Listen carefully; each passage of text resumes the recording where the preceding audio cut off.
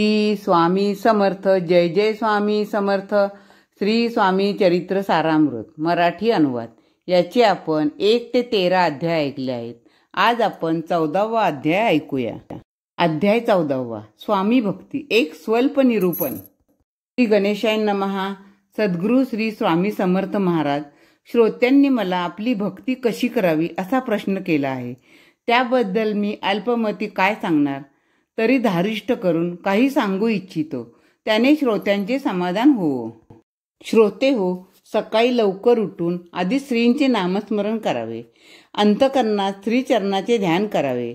त्यानंतर शुचिर्भूत होऊन श्रींची मनोभावे पंचोपचार व षोडोपचार पूजा करावी. त्यांना गंध, पुष्प, सुगंधी द्रव्य, धूप, दीप, नैवेद्य, तांबूल व दक्षिणा अर्पण करावी. आरती म्हणून नमस्कार करावा. प्रार्थना स्तोत्र म्हणावे.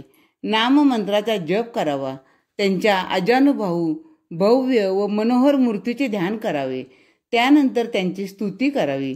म्हणावे, हे पुराण पुरुषा स्वामी समर्था, तुमचा जय जयकार असो. तुम्हीच आमचे माता पिता व ईश्वर आहात. तुम्हीच अनंत ब्रह्मांडांचे चालक मालक व तुम्हीच जगद्गुरू आहात. तुम्ही सर्वसाक्षी आहात. परमसुखाचे धाम आहात. कारण्यमूर्ती आहात. हे पुण्यश्लोक गुरुवर्या, तुम्ही भक्तवत्सल भक्ताभिमानी आहात. संत सज्जनांच्या रक्षणासाठी तुम्ही अनंत रूपे घेता. आदि मध्यांतरहित, अव्यय, अविनाशी, निर्गुण, निराकार असे तुम्ही या विश्वाला अंतर्बाह्य व्यापून विश्वरूपाने प्रकट झालेले आहात. हे महाप्रभू, हे कृपामूर्ती, आपण माझ्या त्रिविध तापांचे, माझ्या समस्त पापांचे निवारण करून मला या भवसागरातून सुखरूप पैलतीरी न्या. मला आपल्या चरणाशी आश्रय द्या. आपले नाम माझ्या मुखी वसो. आपण मला सज्ञान करा. मला सुख समाधान आणि शांती द्या. मी नित्य कर्तव्य तत्पर राहीन आणि माझा प्रपंच व परमार्थ सुलभ होईल अशी कृपा करा. या भावपूर्ण स्तुतीने श्री स्वामी प्रसन्न होऊन सुयोग्य वरप्रसाद देतील. स्वामी भक्तांनी श्री स्वामींच्या प्रित्यर्थ गुरुवारी उपास करावा.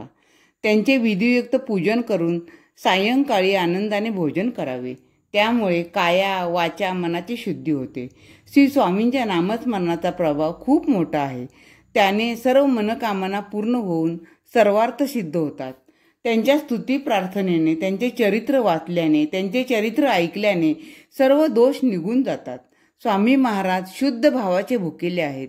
त्यांना सप्रेम भक्ती आवडते. म्हणून स्वामी भक्तांनी दंभ, गर्व व अभिमान याचा त्याग करून निर्मळ मनाने अर्थात शुद्ध चित्ताने स्वामींची सेवा भक्ती करावी. इतिश्री अध्याय 14वा सुफळ संपूर्ण.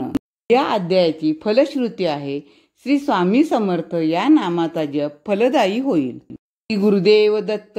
श्री स्वामी समर्थ महाराज की जय.